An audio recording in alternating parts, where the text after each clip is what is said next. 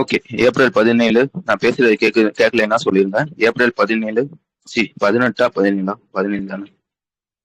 April 17.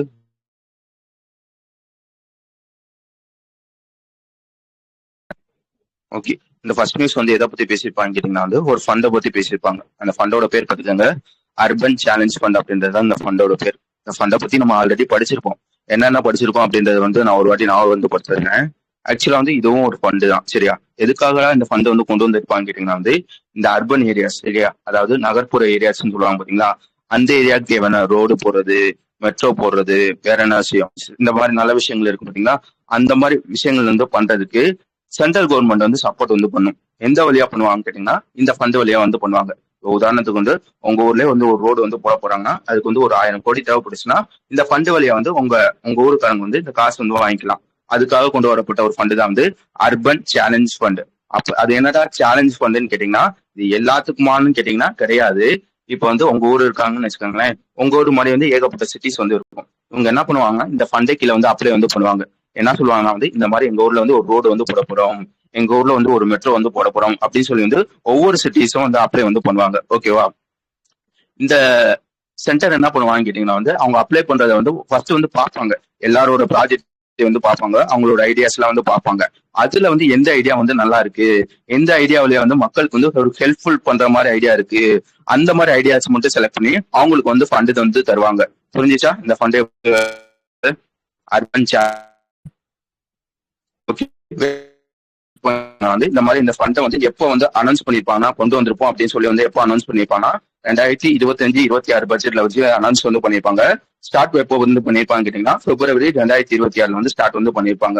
பண்றப்பே சொல்லியிருப்பாங்க அடுத்த 5 வருஷத்துக்கு, அதாவது 26ல இருந்து 31 முடிவு வந்து இந்த ஸ்கீம் வந்து இருக்கும்.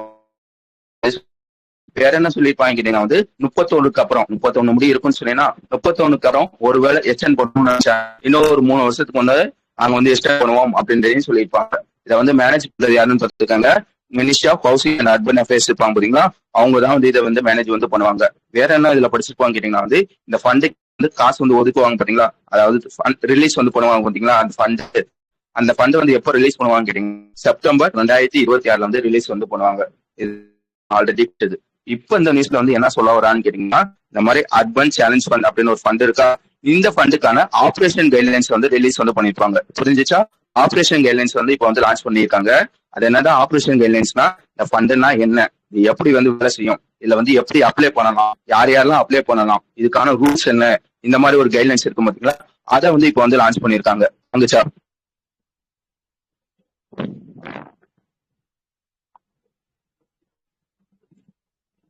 ஓகே. என்னென்ன சொல்லியிருக்காங்க அப்படின்றத சொல்லிடுறேன். ஃபர்ஸ்ட் வந்து இந்த ஆபரேஷன் கைட்லைன்ஸ் என்ன சொல்லியிருக்காங்கன்னா இந்த மாதிரி வந்து இந்த அர்பன் சேலஞ்ச் ஃபண்ட் வந்து நாங்க வந்து எத்தனை கோடிக்கு வந்து லான்ச் வந்து பண்றோம்னு கேட்டீங்கன்னா 1,00,000 கோடிக்கு வந்து நாங்க வந்து லான்ச் வந்து பண்றோம் அப்படின்னு சொல்லியிருப்பாங்க. இதுல என்ன சொல்லியிருப்பாங்கன்னா இந்த மாதிரி ஒரு சிட்டி வந்து நாங்க வந்து செலக்ட் பண்றோம், அவனுக்கு வந்து இந்த மாதிரி ரோடு வந்து போடுறாங்கன்னு வச்சுக்காங்க. உதாரணத்துக்கு வந்து ஒரு 1000 கோடிக்கு வந்து ரோடு வந்து போடுறாங்கன்னா இல்ல 1000 கோடியும் இந்த ஃபண்ட் வழியா நாங்க வந்து தந்துருவோம்னு கேட்டீங்கன்னா கிடையாது. எத்தனை பர்சன்டேஜ் தருவாங்க பாத்துக்கோங்க, மொத்தம் வந்து 25%. அதாவது 1000 கோடியில 250 கோடி மட்டும் தான் வந்து இந்த ஃபண்ட் வழியா வந்து சென்டர் வந்து தருவாங்க. அதுக்கப்புறம் என்ன கண்டிஷன் வந்து சொல்லிருப்பாங்க வந்து மொத்தம் வந்து 100%ல 25% வந்து இவன் வந்து கொடுத்துருவானா, வேற என்ன சொல்லியிருப்பானா வந்து மிச்சம் இருக்க 75%ல அட்லீஸ்ட் 50%, திருப்பி நான் வச்சுக்காங்க, மிச்சம் இருக்க 75%ல அட்லீஸ்ட் 50% நீ வந்து உன்னோட முனிசிபல் பாண்ட் வழியாவோ பேங்க் லோன் வழியாவோ இல்லைன்னா வந்து பப்ளிக் பிரைவேட் பார்ட்னர்ஷிப்னு சொல்லுவாங்க பாத்தீங்களா, அது வழியாவோ அட்லீஸ்ட் 50% வந்து கலெக்ட் பண்ணணும். மிச்சம் இருக்க காசை வந்து உன்னோட கை காசு இருக்கும் பாத்தீங்களா, அந்த கை காசு வந்து போட்டுக்கணும் அப்படின்றது சொல்லியிருக்காங்க. புரிஞ்சிச்சா கைட்லைன்ஸ்? எத்தனை லட்சம் கோடிக்கு வந்து லான்ச் பண்ணிருக்காங்கன்னு பாத்துக்காங்க. அதுக்கப்புறம் என்ன சொல்லியிருக்காங்கன்னா வந்து இந்த மாதிரி ப்ராஜெக்ட்னா 25% மட்டும் தான் நாங்க தருவோம், மிச்சம் இருக்க அட்லீஸ்ட் 50% வந்து நீ வந்து முனிசிபல் பாண்ட் வழியாவோ பேங்க் லோன் வழியாவோ பப்ளிக் பிரைவேட் பார்ட்னர்ஷிப் வழியா வந்து நீ வந்து கலெக்ட் பண்ணிக்கணும். மிச்சம் இருக்க காசு வந்து உன் சொந்த காசு வந்து போட்டுக்கணும் அப்படின்னு சொல்லியிருப்பாங்க. அடுத்து வேற விஷயம் வந்து என்ன தெரிஞ்சுக்கணுமா இருக்குது, 1,00,000 கோடின்னு சொன்னீங்கன்னா இந்த 1,00,000 கோடியை வந்து 90,000 கோடி வந்து இந்த ப்ராஜெக்டுக்காக வந்து பண்ணிடுவாங்க. மிச்சம் இருக்க 10,000 கோடி இருக்குங்களா, அதை வந்து ரெண்டா வந்து பிரிக்கிறாங்க. 5,000 வந்து பிரிக்கிறாங்க. இந்த 5,000 வந்து எதுக்கு வந்து தராங்கன்னா ஃபர்ஸ்ட் 5,000 வந்து எதுக்கு வந்து தராங்கன்னு கேட்டீங்கன்னா வந்து எங்கேயோ எழுதி வச்சேனே, இந்த பிளான் இந்த இன்ஃப்ராஸ்ட்ரக்சர் லைக் வந்து இந்த பிளான் வந்து லான்ச் பண்றதுக்காக வந்து ஒரு 5,000 கோடியும், மிச்சம் வந்து CRGSS அப்படின்னு ஒருத்தவங்க இருப்பாங்க. கிரெடிட் ரீபேமெண்ட் கேரண்டி சப்ஸ்கீம் அப்படின்னு ஒருத்தவங்க இருப்பாங்க. அவங்களுக்கு வந்து ஒரு 1000 கோடி. அது என்னடா CRGSS கேட்டீங்கன்னா, நான் என்ன சொன்னேன், மொத்தம் 25% வந்து சென்ட்ரல் வந்து கொடுத்துருவாங்க. மிச்சம் இருக்க 50% முனிசிபல் பாண்டு வழியாவோ பேங்க் லோன் வழியாவோ வந்து வாங்கணும்னு சொன்னீங்கன்னா, இந்த பேங்க் லோன் வந்து வாங்குறாங்க பாத்தீங்களா, அவன் என்ன சொல்லியிருப்பானா பேங்கரன், நீ வந்து அவனை நம்பி வந்து லோன் வந்து கொடு, அவனுக்கு வந்து நான் வந்து கேரண்டி தரேன். எது வழியா வந்து கேரண்டி வந்து தருவான்னு கேட்டீங்கன்னா, CRGSS வழியா வந்து கேரண்டி வந்து தருவாங்க. அதாவது அவன் வாங்கியிருக்க லோனை வந்து திருப்பி கொடுத்தீங்கன்னா கவர்மெண்ட் வந்து அவனுக்கு வந்து சப்போர்ட் வந்து பண்ணுவாங்க. புரிஞ்சிச்சா என்னன்னா சொன்னேன், எது எது சொன்னேன்னு? நான் எல்லாத்தையும் சொல்லிட்டேன்னு நினைக்கிறேன். யாருக்காச்சும் எங்கேயாச்சும் புரியலைன்னா சொல்லுங்க, நான் திருப்பி சொல்லிடுறேன். ஓகே, வேற இதுல இருக்காது. இப்போ பாத்துக்காங்க, இப்போ வந்து ஆல்ரெடி படிச்சதுல இப்போ வந்து ஆபரேஷன் கைட்லைன்ஸ் வந்து விட்டுருக்காங்க, அவ்வளவுதான் விஷயம். ஓகே, ரெண்டாவது நியூஸ் போயிடலாம். ரெண்டாவது நியூஸ் வந்து எதை பத்தி பேசிட்டு கேட்டீங்கன்னா வந்து ஒரு பயணம், அதாவது ஒரு ட்ரிப் மாதிரி. சரியா, யார் வந்து இந்த ட்ரிப் வந்து போறாங்க கேட்டீங்கன்னா வந்து இந்தியன் ஆர்மி தான் வந்து இந்த ட்ரிப் வந்து போறாங்க. கரெக்டா சொல்லணும்னா வந்து இந்திய ஆர்மியில ஏகப்பட்ட படைப்பிரிவுகள் இருக்குமா, அதாவது இந்த ரெஜிமெண்ட்னு சொல்லுவாங்க பாத்தீங்களா, அதுல ஒரு ரெஜிமெண்ட் தான் வந்து ஆர்டிலரி ரெஜிமெண்ட்னு சொல்லுவாங்க.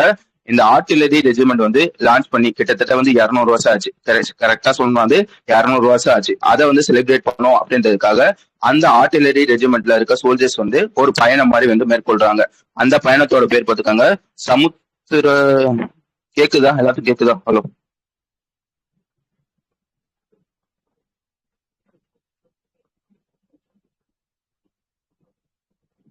ஓகே, அந்த பயணத்தோட பேர் பார்த்துக்காங்க சமுத்திர சகாஸ் அப்படின்றது அந்த பயணத்தோட பேர். சரியா, மொத்தம் இது கீழே வந்து எவ்வளவு கிலோமீட்டர் வந்து பயணம் வந்து மேற்கொள்ள போறாங்கன்னா கிட்டத்தட்ட 520 நாட்டிக்கல் மைல்ஸ் வந்து போக போறாங்க அப்படின்றதையும் நான் வச்சுக்கோங்க.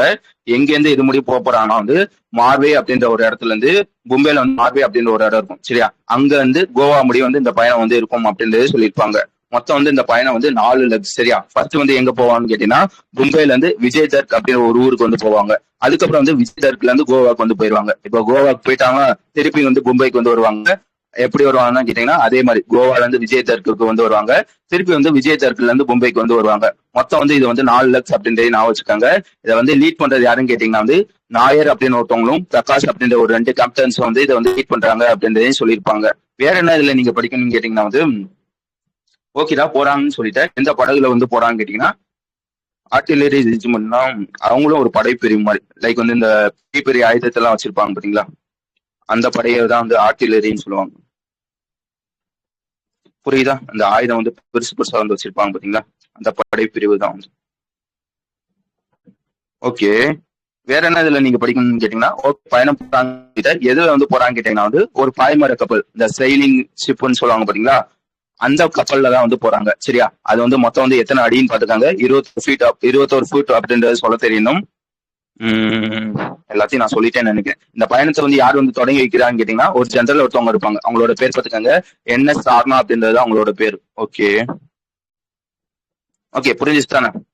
கடைசியா என்ன சொல்லி வந்து முடிச்சிருப்பாங்க கேட்டீங்கன்னா வந்து இந்த மாதிரி பயணம் வந்து மேற்கொள்றாங்களா, என்ன எதுல வந்து போறாங்கன்னு சொன்னேன், இந்த பாய்மர கப்பல் வந்து போறாங்க கேட்டு சொன்னீங்கன்னா இந்த மாதிரி வந்து இந்தியன் ஆர்மி இது வரைக்கும் வந்து இதுல வந்து மோஸ்ட்லி வந்து யாருமே வந்து போயிருக்க மாட்டாங்க. அதனால என்ன பண்றாங்க, இந்த பயணம் வந்து மேற்கொள்றதுக்கு முன்னாடி ஒரு ட்ரைனிங் மாதிரி, அந்த ட்ரைனிங் வந்து எங்க வச்சு நடத்துறாங்கன்னு பாத்துக்காங்க, மார்வில ஹெவி பிரிட்ஜ் ட்ரைனிங் சென்டர் அப்படின்னு ஒரு ட்ரைனிங் சென்டர் இருக்கும். சரி, அந்த ட்ரைனிங் சென்டர்ல வச்சு வந்து ஒரு ட்ரைனிங் மாதிரி வந்து கொடுப்பாங்க. எப்படிலாம் வந்து இந்த பாய்மர கப்பல வந்து லைக் வந்து ஓட்டுறது, ஒருவேளை வந்து உனக்கு வந்து ஏதாச்சும் பிரச்சனை ஆயிடுச்சுன்னா வந்து சீல வந்து எப்படி வந்து சர்வே வந்து பண்றது, அந்த மாதிரி ட்ரைனிங் வந்து கொடுப்பாங்க. ஓகேவா? கடைசியா என்ன சொல்லி வந்து முடிச்சிருப்பாங்க கேட்டீங்கன்னா வந்து ஒருவேளை அவன் வந்து பயணம் வந்து மேற்கொள்றப்ப ஏதாச்சும் பிரச்சனை ஆச்சுன்னா அவனுக்கு வந்து லைக் வந்து எமர்ஜென்சி ஹெல்ப்புக்காகவும் சேஃப்டி சப்போர்ட்டுக்காகவும் வந்து 2 பேர் வந்து செயல்பட போறாங்க.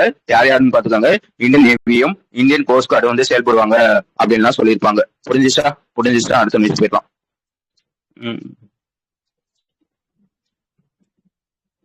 ஓகே ஓகே, அடுத்து வந்து மூணாவது நியூஸ். இதுல வந்து இது வரைக்கும் நம்ம என்னென்ன படிச்சிருக்கோம் அப்படின்றத நான் சொல்லிடுறேன். ஆக்சுவலா வந்து இந்த மாதிரி வந்து இஸ்ரேலுக்கும் ஈரானுக்கும் வந்து யுத்தம் வந்து போயிட்டு இருக்கு. இது வந்து கிட்டத்தட்ட வந்து 1 வருஷமா போயிட்டு இருக்கு. அதெல்லாம் ஓகே. ஆனா வந்து இந்த அமெரிக்கா இஸ்ரேல் சேர்ந்து ஈரான் வந்து இப்போ வந்து தாக்க ஆரம்பிச்சாங்கன்னா கரெக்டா 2026 பிப்ரவரி மாசம் 28ஆம் தேதி வந்து தாக்க ஆரம்பிச்சிருப்பாங்க. கிட்டத்தட்ட வந்து 40 வருஷமா வந்து இந்த யுத்தம் வந்து போய்கிட்டே இருக்கும். நம்மளே வந்து படிச்சிருப்போம். ஓகேவா?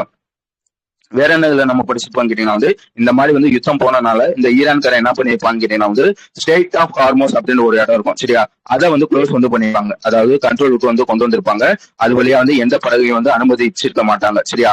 இதனால என்ன கேட்டீங்கன்னா இந்தியாவை சேர்ந்த மொத்தம் வந்து எத்தனை படகுன்னு பாத்துக்காங்க, 28 படகு வந்து இதுல வந்து மாட்டி இருக்கும் சரியா. இந்த மாதிரி வந்து க்ளோஸ் பண்ணனால இந்தியாவை சேர்ந்த 28 படகு வந்து மாட்டியிருக்கோம் அப்படின்றதையும் படிச்சிருப்போம். ஓகே, வேற என்ன இதுல நீங்க படிக்கணும்னு கேட்டீங்கன்னா வந்து என்ன படிச்சோம், ஓகேவா, ஒரு 40 நாள் யுத்தம் வந்து போயிட்டு இருக்கா. அதனால என்ன பண்ணிருப்பாங்க, ஏப்ரல் 8 கரெக்டா வந்து ஏப்ரல் 8, 9 அப்ப என்ன பண்ணிருப்பாங்க கேட்டீங்கன்னா வந்து இவங்க 2 பேரும் வந்து ஒரு பேச்சுவார்த்தை மாதிரி லைக் வந்து ஒரு பீஸ் அக்ரிமெண்ட் மாதிரி வந்து போட்டிருப்பாங்க. என்ன சொல்லியிருப்பாங்க கேட்டீங்கன்னா வந்து இந்த மாதிரி வந்து இந்த யுத்தத்தை வந்து ஒரு 2 வாரத்துக்கு கரெக்டா வந்து ஒரு 2 வாரத்துக்கு வந்து நம்ம வந்து யுத்தத்தை வந்து தள்ளி வைப்போம் அப்படின்னு சொல்லி வந்து பேச்சுவார்த்தை வந்து போட்டிருப்பாங்க சரியா. அந்த சீஸ்ஃபயர்னு சொல்லுவாங்க பாத்தீங்களா, கரெக்டா வந்து எத்தனை வாரம் பாத்துக்கோங்க, 2 வாரத்துக்கு வந்து இந்த யுத்தத்தை வந்து நிறுத்தி வந்து வச்சிருப்பாங்க. அதனால என்ன இருக்கும், அந்த ஸ்டேட் ஆஃப் ஹார்மஸ் வந்து ஈரான் வந்து தொடர்ந்து வந்து கொடுப்பாங்க. இப்ப இந்த நியூஸ்ல என்ன சொல்ல வராங்க கேட்டீங்கன்னா இந்த மாதிரி வந்து பேச்சுவார்த்தைக்கு அப்புறம் நல்லா வச்சுக்கோங்க, பேச்சுவார்த்தைக்கு அப்புறம் ஸ்டேட் ஆஃப் ஹார்மஸ் கடந்த ஃபர்ஸ்ட் படகு எதுன்னு கேட்டீங்கன்னா இந்தியாவை சேர்ந்த ஒரு படகு வந்து, அதாவது இந்த பேச்சுவார்த்தைக்கு அப்புறம் ஸ்டேட் ஆஃப் ஹார்மஸ் கடந்த ஃபர்ஸ்ட் இந்தியன் படகு வந்து எதுன்னு கேட்டீங்கன்னா ஜாக் விக்ரம் அப்படின்ற ஒரு படகு சரியா. அதாவது ஜாக் விக்ரம் அப்படின்ற ஒரு படகு ஸ்டேட் ஆஃப் ஹார்மஸ் வந்து கடந்து வந்து இப்ப வந்து இந்தியாவுக்கு வந்து வந்திருக்கு. இந்த மாதிரி பேச்சுவார்த்தைக்கு அப்புறம் ஃபர்ஸ்ட் ஒரு படகு வந்து கடந்து வந்து வந்திருக்கு. அதோட பேர் பார்த்துக்காங்க ஜாக் விக்ரம் அப்படின்றது அதோட பேரு. வழங்குச்சா?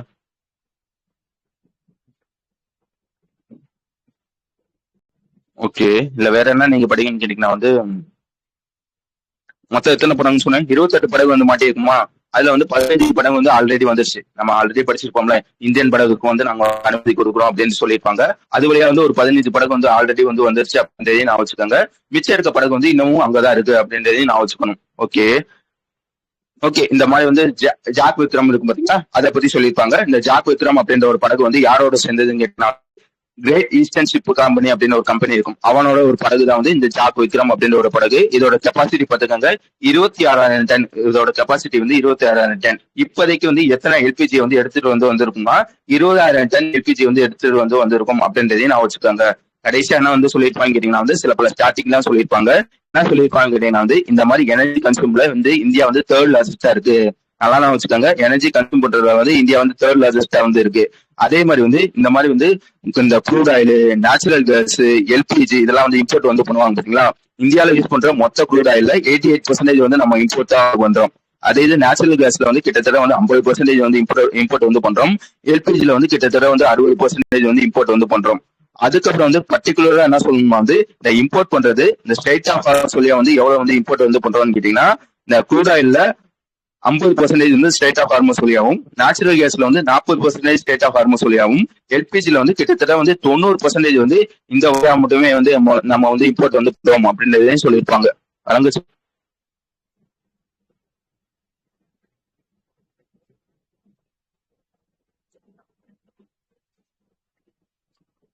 ஓகே, அடுத்த விஷயம் என்னன்னு கேட்டீங்கன்னா வந்து கவர்மெண்ட் இ மார்க்கெட் சரியா. இதை பத்தி நம்ம அடிக்கடி வந்து படிப்போம். ஆக்சுவலா வந்து இது எப்போ கொண்டு வந்திருப்பாங்க, கவர்மெண்ட் இ மார்க்கெட் அப்படின்னு ஒரு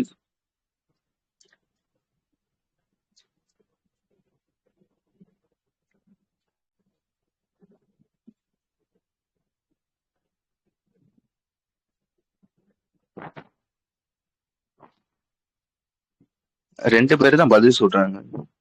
புரிஞ்சிச்சாலும் கேட்டாலும் 2 பேர் தான் பதில் சொல்றாங்க. கேள்வி கேட்டாலும் 2 பேர் தான் பதில் சொல்றாங்க.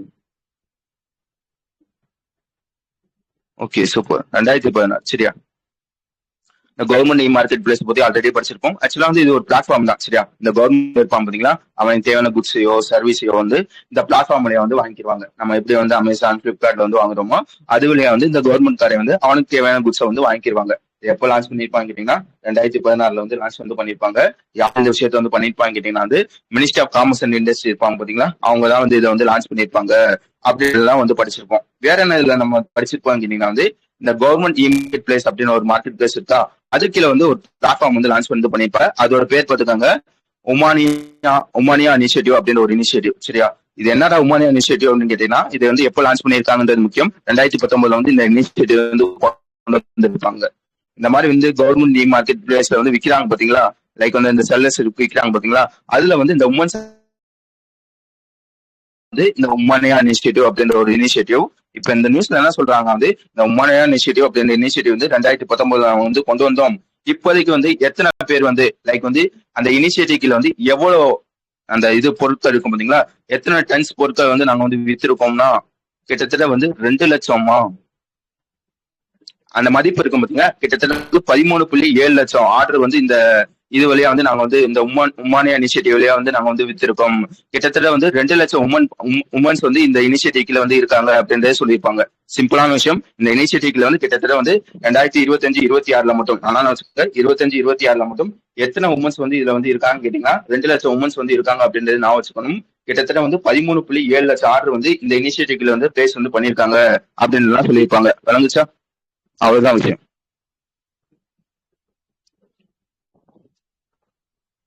அந்த 13.7 லட்சம் சொன்னீங்கன்னா அது வந்து இந்த வருஷம் இந்த பினான்சியல் மட்டும் 2026 பினான்சியல் மட்டும். ஓகே. அதுக்கப்புறம் வந்து வேற என்ன தெரியும்னு கேட்டீங்கன்னா வந்து இதையும் நம்ம ஆல்ரெடி படிச்சிருப்போம். ஆக்சுவலா வந்து ஜெனரல் பினான்சியல் ரூல்ஸ் அப்படின்னு ஒரு ரூல்ஸ் இருக்கும். இது எப்ப கொண்டு வந்திருப்பாங்க கேட்டீங்கன்னா 2017 வந்து கொண்டு வந்திருப்பாங்க. இந்த ரூல்ஸ்ல வந்து என்ன சொல்லியிருப்பாங்க கேட்டீங்கன்னா வந்து இந்த மாதிரி வந்து ஒரு கவர்மெண்ட் இன்ஸ்டிடியூட் இருக்குன்னு வச்சுக்கோங்களேன், அவன் கண்டிப்பா அவனோட பொருட்கள் ஏதாவது ஒரு பொருட்களை வந்து வாங்கணும்னா கவர்மெண்ட் மார்க்கெட் பிளேஸ் வழியா தான் வாங்கணும் அப்படின்னு சொல்லி வந்து சொல்லியிருப்பாங்க. எந்த ரூல்ஸ்ல வந்து சொல்லியிருப்பாங்க கேட்டீங்கன்னா ஜெனரல் பினான்சியல் ரூல்ஸ் 2017